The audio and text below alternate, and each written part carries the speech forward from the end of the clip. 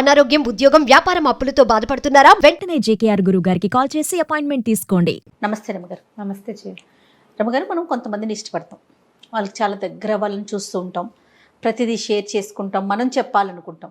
కానీ వాళ్ళు అంటి ముట్టనట్టుగా మనల్ని పట్టించుకున్నట్లుగా ఉంటారు. కొన్ని కొన్ని క్యారెక్టర్స్ మనకి ఎదురవుతూ ఉంటాయి ఇలాంటివి. అలాంటప్పుడు ఏం చేయాలండి? వాళ్ళ అటెన్షన్ మన మీద ఉండదు అసలు, కానీ మనకు మాత్రం పూర్తిగా ఉంటుంది. జనరల్గా ఇలాంటి ఇష్యూస్ మొగుడు పెళ్ళాల మధ్య ఉంటాయి జయ. అంతే. పొద్దున్న తెచ్చి దగ్గర నుంచి సాయంత్రం దాకా అన్ని పనులు మనమే అందిస్తాం. ఒక్క మాట, మొగుడు పిల్లల మధ్య ఉంటేనే మనం ఇది ఎక్స్ప్రెస్ చేస్తాం, అటెన్షన్ లేదని. ఏ అక్క చెల్లెళ్ళు అన్నదమ్ములు అనుకోండి, అయ్యో మాట్లాడట్లేదని కొన్ని రోజులు అనుకుంటా, పోనీ మాట్లాడిపోతే మాట్లాడిపోయారు, వాళ్ళకి నచ్చితే మాట్లాడతారు, లేకపోతే లేదు అనుకుంటాం కదరమ్మ గారు. అవును. ఓన్లీ వైఫ్ అండ్ హస్బెండ్ మధ్య మాత్రమే ఏంటి మాట్లాడట్లా, ఎందుకు ఇట్లా ఉన్నారని ఎక్కువగా ఆలోచిస్తాం. మాట్లాడతారు కానీ ఏంటంటే నిర్లక్ష్యంగా ప్రవర్తిస్తారు. నీకు చెప్పేదేంటి, నీతో ఏంటి అన్నట్టుగా ప్రవర్తిస్తారు. ఆడ మగ కూడా చేస్తారు జయ. ఇది పెళ్ళాలు చేస్తారు, మొగుళ్ళు చేస్తారు. వాళ్ళు ఫీల్ అవుతారు, వీళ్ళు ఫీల్ అవుతారు. ఇప్పుడు ఆడవారికి సాగిద్దారమ్మ గారు. సాగుతుంది జయ.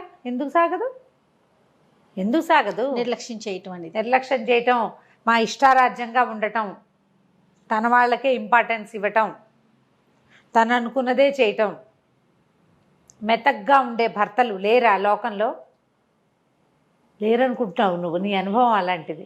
ఉన్నారు జయ, అట్లా కూడా ఉంటుంది. మేబీ రెండు ఉంటాయి కదా, ఒకటే రెండు ఉంటాయి, తప్పు.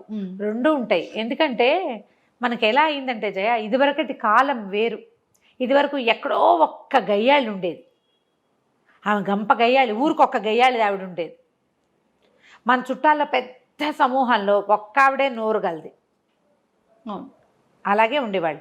మగవాళ్ళు చాలామంది ఉంటారు, రౌడీలు, అన్నిటికీ పోట్లాటకు దిగేవాళ్ళు, పెద్ద నోరు పెట్టుకునేవాళ్ళు, గొడవ పెట్టి గెలిచేవాళ్ళు, ఈజీగా చెంపకాయల మీద కొట్టేయటం, చెంపల మీద కొట్టేయటానికి జోరుగా వెళ్ళిపోయేవాళ్ళు.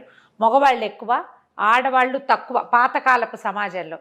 ఇది మనం ఎలా అయిందంటే క్రమంగా మనకి ఆడవాళ్ళని అదుపులో ఉంచి పెంచే విధానం మర్చిపోయాం మనం. మనకు ఇప్పుడు ఆ పద్ధతి లేదు. ఆడవాళ్ళు వంటింటి కుందేళ్ళుగా లేరమ్మా ఇప్పుడు. అస్సలు కాదు. ఉన్నాం, అయినా కూడా కొంత పరిస్థితి ఆడవాళ్లే సర్దుకోవాల్సిన స్థితి ఉన్నది తప్పకుండా. కానీ సర్దుకోని వాళ్ళు కూడా చాలామందే ఉన్నారు. తమిష్టారాజ్యంగా చేసేవాళ్ళు. భర్తనైనా, ఆడబిడ్డలనైనా, అత్తగారినైనా లకార మకార ప్రయోగాలు చేసేవాళ్ళు, పోట్లాటకు వచ్చేవాళ్ళు, మీదబడి కొట్టేవాళ్ళు చాలామందే ఉన్నారు. ప్రతి వాళ్ళు అవును మా వాళ్ళల్లో ఇద్దరు ముగ్గురు ఉన్నారు అని చెప్తారు కావాలంటే. నీ అనుభవం లేదు నీకు, అంతే. అంతే, నువ్వు చూడలేదు ఇంకా. నేను కేసులు చూస్తాను, మనుషుల్ని చూస్తాను, చుట్టుపక్కల చూస్తా, కథలు, పుస్తకాలు, పత్రికలు, పేపర్లు. మీరు డిక్షనరీ అయిపోయారు కదా. నేను రోజు న్యూస్ చూస్తాను జయ. 100% ఉదయము సాయంత్రము న్యూస్లు చూడాల్సిందే మేము. ప్రతిరోజు పేపర్ చదవాల్సిందే. పేపర్ చదవని రోజున ఏదో అన్నం తినని రోజుగా ఉంటాను నేను. మరి నేను లేకపోతే నాకు ఇంత సమాచారం ఎలా వస్తుంది? ఇలాంటి వాళ్ళు అన్ని చోట్ల ఉన్నారు, ఎప్పుడు ఉంటారు. లేరని చెప్పను, ఎందుకంటే నాణ్యానికి రెండు వైపులా ఎట్లా డెఫినెట్గా ఉంటారు. ఇప్పుడు చూసింది తక్కువ. ఇప్పుడు సమాజం ఏంటంటే ఆడపిల్లలకి చదువులు, ఉద్యోగాలు, తమ సొంత ఐడియాలజీ, తమ అనుకున్నది చేయటం, తమింటికి తమే మహారాణులుగా, యువరాణులుగా ఉండటం, క్వీన్స్గా ఉండటం, అలాంటి ఒక ప్రాక్టీసు గత 30-40 సంవత్సరాలుగా జరుగుతూనే ఉంది. అయితే ఇప్పుడు మనం నిర్లక్ష్యం గురించి మాట్లాడుతున్నాం. వాళ్ళు వీళ్ళు కూడా చేయొచ్చు కదా. సాధారణంగా నిర్లక్ష్యానికి గురయ్యేసరికల్లా మనకి పెయిన్, దుఃఖం, పోట్లాట జనరల్గా జరిగేది కదా. వాదిస్తాం, పోట్లాడతాం, అడుగుతాం, క్వశ్చన్ చేస్తాం. ఏంటి నీ ఉద్దేశం? ఎందుకు మాట్లాడట్లా, లేదా ఎందుకు ఇలా చేసావు, నాకు చెప్పకుండా ఎందుకు చేసావు, నీతో పాటు నేను సమాన భాగస్వామిని కానా, ఇలాంటివి ఏవో నేను అన్నప్పుడు అప్పుడు అది చేయలేదా, ఇప్పుడు ఇది చేయలేదా, నేను అదంతా చేసా కదా అని నిలదీస్తాం. చిలికి చిలికి గాలివాని అయిపోతుంది. ఈ టీ కప్పులో తుఫాను ఒక్కొక్కసారి అమ్మాయి పుట్టింటికి వెళ్ళిపోవటానికి, లేదా ఈ అబ్బాయి వాకౌట్ చేయటానికి, లేదా కొట్టడానికి, అబ్యూజింగ్కి, మ్యాన్ హ్యాండ్లింగ్కి, అబ్యూజింగ్ అనుకోండి, మ్యాన్ హ్యాండ్లింగ్కి ఆడాళ్లే కొట్టే. అప్పుడు ఆడవాళ్ళు కూడా తిరగబడి వాళ్ళు కూడా ఓ చెంపకాయ కొట్టడానికి దారి తీస్తోంది ఇవాళ రేపు. ఆడామగా ఒకళ్ళు కొట్టుకుంటున్న కేసులు డజన్ల కొద్దీ చూస్తున్నాం పేపర్లలో, టీవీలలో కూడా. నేను కూడా వింటున్నాను అనుకో. అవును, అబ్బాయి కొట్టాడు, అమ్మాయి కూడా కొట్టింది. సినిమాల్లో కూడా చూస్తాం. వీడు చెంపకాయ కొడితే ఆ అమ్మాయి ఇంతే ఉంటుంది పిచ్చకలాగా, అంత పెద్ద మగాడు ఎగిరెగిరి చెంపకాయలు కొట్టేస్తాను. దాన్ని మనం ఫన్నీగా నవ్వేసుకుంటున్నాం. నిజంగా అలా కొడితే జయ అసలు ఆ సంసారం నిలుస్తుందా? అదే కదా. చెప్పు, ఆడపిల్ల ఎవరో ఒకళ్ళు చెంపకాయ కొడుతుందా? లేదు రమ్మగారు, నేను కూడా విన్నానండి. అవునా? నేను విన్నాను రమ్మగారు, రీసెంట్గానే విన్నాను. ఇది మాత్రం విన్నా. ఇలా వెళ్ళిపోతాయి. మీరు గమనించండి, అవతల వాళ్ళు మీతో నిర్లక్ష్యంగా బిహేవ్ చేస్తున్నారంటే, చుట్టుపక్కల వాళ్ళు ఎవరైనా అయితే వాళ్ళని పక్కన పెట్టండి. మనం ఎక్కడా కాంప్రమైజ్ కావక్కర్లేదు. అడగండి ఒకసారి, పోట్లాటకి దిగద్దు. అడిగాక వాళ్ళ సమాధానం చెప్పలేదు అనుకోండి, మళ్ళీ అడగద్దు. మీరు కూడా నిశ్శబ్దంగా ఉండడాన్ని ప్రాక్టీస్ చేయండి. కళ్ళు ఐ కాంటాక్ట్ ఇవ్వద్దు. అన్నం పెట్టేటప్పుడు కూడా ఐ కాంటాక్ట్ ఇవ్వద్దు.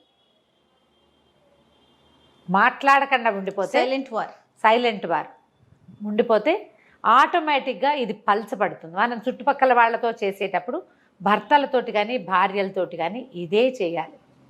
మొహం తప్పించాలి. ఇంట్లోనే ఉంటాం, నువ్వు ప్రశ్నించి సమాధానం రాబట్టలేవు. ప్రశ్నించావు, ఆన్సర్ వచ్చిందనుకో ఓకే, రాలేదనుకో మళ్ళీ పరిప్రశ్న చేస్తావా? పదే వాళ్ళని వెళ్ళి పిలిపించి అడిగిస్తావా? నాతో సరిగా ఉండట్లేదు అనే విషయాన్ని ఎంతమంది చెప్పుకుంటారు రోతగా? అదే కదా. పూట ఏం చెప్తావు? చెప్పుకుంటాం. ఏదో పెద్ద సీరియస్ ఇష్యూ అయితే, ఇది ఏదో చిన్నది మనకు అర్థమవుతోంది, వీళ్ళు మనతో సరిగా ఉండట్లేదు. తర్వాత విశ్లేషించండి, వీళ్ళు ఇలా బిహేవ్ చేయడానికి గల కారణం ఏంటి? ఏదైనా ఇష్యూనా, ఆఫీస్ ఇష్యూవా, ఫైనాన్షియల్ ఇష్యూవా? ఇతను నన్ను ఫేస్ చేయట్లేదు, నాతో సరిగా ఉండట్లేదు అంటే ఎలాంటి కారణాలు ఉండొచ్చు? ఒక్క కారణం అనుకుని దాని మీదకి వెళ్ళొద్దు. మల్టిపుల్ ఇష్యూస్ అయి ఉండొచ్చు. మీరు ఏదైనా సార్ట్అవుట్ చేయగలిగితే దాన్ని సార్ట్అవుట్ చేయండి. దానికి మనం ఎంతవరకు కారణమవుతున్నామో ఆలోచించండి. ఇది పెద్ద పాయింట్. అతను అట్లా మనతో అంటిముట్టినట్టుగా ఉండటానికి, లేకపోతే నిర్లక్ష్యంగా బిహేవ్ చేయటానికి, నీకు చెప్పేదేంటి అన్నట్టుగా మాట్లాడడానికి కారణం మనం కూడానా అనేది విశ్లేషించండి. ఎప్పుడు కూడా మానవ సంబంధాలు ఇచ్చిపుచ్చుకోవటంతో ఉంటాయి. బార్టర్ సిస్టమే. నువ్వు సరిగ్గా ఇవ్వు, సరిగ్గా తీసుకోగలుగుతావు. ఒకసారి నువ్వు సరిగ్గా ఇచ్చినా తీసుకోలేకపోతావు. వాడు ఇవ్వడు అవతలవాడు, లేదా అవతలది ఇవ్వదు. ఎందుకు ఇవ్వట్లేదు అనేది ఆలోచించండి. ఆలోచించి సరిచేస్తే ఈ బంధాలని తెంపుకోకుండా మనం ఉంచుకోగలుగుతాం. ఈ రోజున మానవ సంబంధాలు దెబ్బతింటున్నాయంటే ఎంతసేపు ఎక్స్పెక్టేషన్సే మనకి. ఎప్పుడు అవును గారు, ఎక్స్పెక్టేషన్స్. తర్వాత నువ్వు ఇచ్చేటప్పుడేమో నీకు పొదుపు, నీకు బోల్డని జస్టిఫికేషన్స్ ఉంటాయి నువ్వు సరిగ్గా చేయకపోవటానికి.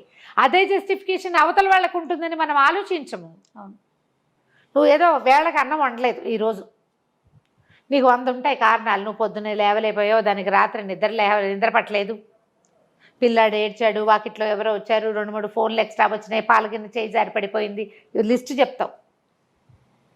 అతను లేటుగా వస్తే నువ్వు ఓ కారణం ఊహించుకుని దాని మీదే మాట్లాడతావు. ఇలాంటి నాకు వచ్చిన 1 డజన్ జస్టిఫికేషన్స్ అతను చెప్తే నువ్వు కథ చెప్తున్నావు అనకూడదు. పొద్దున్న నువ్వు చెప్పింది కూడా కథే, పొద్దున మనం చెప్పింది కూడా కథే. చేయలేకపోయాం. అవును, ఆ చేయలేకపోవటం అవతల వాళ్ళకి కూడా ఉంటుందని మనం అనుకోవాలి. మగవాళ్ళకి ఆడవాళ్ళకి కూడా అర్థం కావాలి. మనం ఎవ్వరం యంత్రాలం కాదు. అలా ప్రకారంగా చేసుకుంటూ వెళ్ళిపోయి దేనికోసము నిర్దేశించబడ్డామో అది మాత్రమే చేయడానికి, రోజు నవ్వుతూనే మామూలుగానే హుందాగానే మర్యాదగానే ముద్దుగానే ఏదో శృంగార రసంతో ఉండడానికి ఉండలే మనుషులు కాదు మనం. వాక్యూమ్ క్లీనర్ లాగా దాని దుమ్మ దులుపుకుని పోర్ట్లోకి వెళ్ళి కూర్చుంటుంది వాక్యూమ్ క్లీనర్. అట్లా మనుషులు చేయలేకపోతాం. ఎలా చేస్తామండి మనం? ఆడా చేయలేదు, మగా చేయలేదు. మనం ఇప్పుడు ఇంట్లో ఉన్నట్టు ఆఫీస్లో ఉంటాము, ఆఫీస్లో ఉన్నట్టు బాస్తో బిహేవ్ చేస్తాము, చేయలేం కదా. మారిపోతాం కదా. పైగా మన సర్కమ్స్టాన్సెస్, సిచ్యువేషన్స్ అంతే కదా. రకరకాల ఈవెంట్స్, రకరకాల మనుషులు, మనం కలిసేటువంటి మనుషుల తాలూకు వివిధమైన ప్రవర్తనలు, అవన్నీ కూడా మన జీవితానికి కారణమవుతాయి. ఇలా ఏదైనా ఎదుర్కొంటున్నాము అని అనిపిస్తే సింపుల్ క్వశ్చన్స్ తోటి సరిపెట్టండి. లాగి పీకి చెయ్యొద్దు.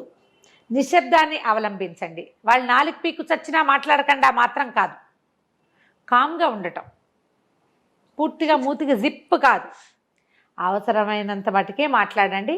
ఐ కాంటాక్ట్ మానేయండి. కొంత మనం సార్ట్అవుట్ చేయగలుగుతాం. ఇంకా పరిస్థితి ముదిరిపోతే క్లోజ్ రిలేటివ్స్ ఎవరితోటైనా పంచుకోండి. ఆ రిలేటివ్ ఎలా ఉండాలంటే అవతల వాడిని ప్రశ్నించగలిగేటట్టుగా, అమ్మాయినితోటి మాట్లాడగలిగేటట్టుగా, ఏం జరిగింది అని మీ మధ్యలో ఉండేలాగా మాట్లాడుకునేలాగా చూసుకోండి. దీనికి మీరు ఏం చేయాలి? మానవ సంబంధాలు పెంచుకోవాలి. 100% అండి. మీ ఇద్దరితోటి మాట్లాడగలిగే ఒక మిడిల్ మ్యాన్ ఉండాలి కదా. Man or woman, middle one family. మీ అమ్మా నాన్నకి చెప్తే నిన్ను వెనకేసుకొస్తారు, నువ్వే కరెక్ట్. వాళ్ళ అమ్మా నాన్నకి వెళ్తే మొగాడు అలాగే ఉంటాడు, అలా పిచ్చి మాటలు మాట్లాడతారు వాళ్ళు కదా. వాళ్ళమ్మా నాన్న మీ అమ్మా నాన్న కాకుండా మధ్య మార్గంగా చక్కగా ఒక స్నేహితులు కుటుంబమో, ఒక ఫ్రెండ్సో, ఒక ఫ్యామిలీయో, కజిన్సో, ఒక ఫ్యామిలీని ఉంచుకోండి. అందరూ కూడా దీన్ని మెయింటైన్ చేయాలి. ఈ మధ్య మార్గం ఉంటే మీకు ఈ సార్ట్అవుట్ చేసుకోవడానికి చాలా హాయిగా ఉంటుంది. మీరు వాళ్ళకి మధ్యవర్తిగా ఉండండి, వాళ్ళు మీకు మధ్యవర్తిగా ఉంటారు. మీ ఇద్దరు కలిసి ఇంకొకళ్ళకి మధ్యవర్తిగా ఉండండి. ఇలా కాపాడుకుంటే మనం ఏంటంటే ఈ ఫ్యామిలీ ఇష్యూస్ని ఈజీగా సార్ట్అవుట్ చేసుకోగలుగుతాం. ఎవరి నిర్లక్ష్యాన్నైనా భరించడం చాలా కష్టం చేయాలి. ఆ నిర్లక్ష్యానికి గురైన వారికే తెలుస్తుందండి. ఏముంది, మీకు కడుపు నిండా తిండి పెడుతున్నారు, మంచి గుడ్డలు ఉన్నాయి, బట్టలు ఉన్నాయి, ఉండటానికి ఇల్లు ఉంది, పిల్లలు ఉన్నారు, ఇంకేంటి అనుకుంటారు. కానీ ఆ నిర్లక్ష్యం అనేది ఎక్స్ప్రెస్ చేయలేకపోతారు రమ్మగారు. చాలా నొప్పి కలిగిస్తుంది, కుంగిపోతూ ఉంటారు కదండి. చాలా నొప్పి కలిగిస్తుంది. దాన్ని ఈజీగా లాగేయద్దు, మెల్లిగా ఒక్కొక్క చిక్కు విడదీసి సెట్ చేసుకోండమ్మా. ఆడ కానీ మొగ కానీ ఆలోచించి పని చేయాల్సిన పరిస్థితి ఇది. కోపం తెచ్చుకున్నారా చింపేసుకుంటాం, చిరిగిపోతుంది అంతా. తర్వాత మనం దీన్ని సార్ట్అవుట్ చేయలేము. దీన్ని కుట్లేయటం కష్టం. ఓ గీత చిరిగింది అనుకో ఈజీగా కుట్టేస్తాం.